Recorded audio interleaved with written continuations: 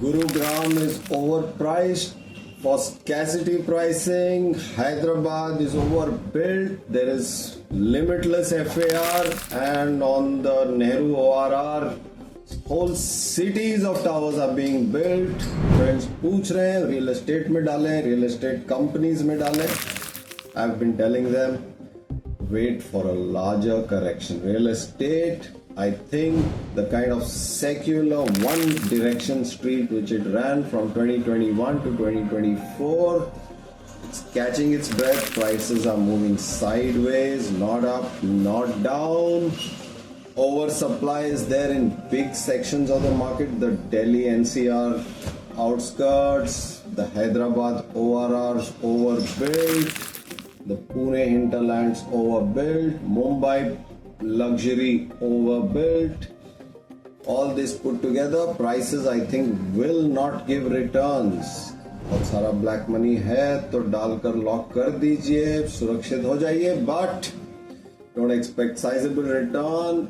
That is why the stock market knows, and real estate companies have been range bound. They've not been rising. थोड़ा बढ़ते हैं, selling आता है. There is a lot of fear on the street. Real estate stocks, I don't expect they will blow out. Overall, the stock market itself has been listless and range bound, and real estate companies will be range bound or slightly tapering down, although some brokerages like Nuvama have bet on Bangalore. Real estate companies like the Prestiges and the Brigades and some REIT companies. Yes, companies with more exposure to micro markets like Bangalore and Pune are still not oversupplied. I think those companies still can get decent returns, surprise on the upside in the next few quarters returns. I've been seeing pre-booking sales have been pretty good, data is strong, but only limited number of real estate companies and limited number of metro markets. So be cagey with where you put your money. Your allocation for real estate of course should be there. Gold has run its course pretty much, my bet.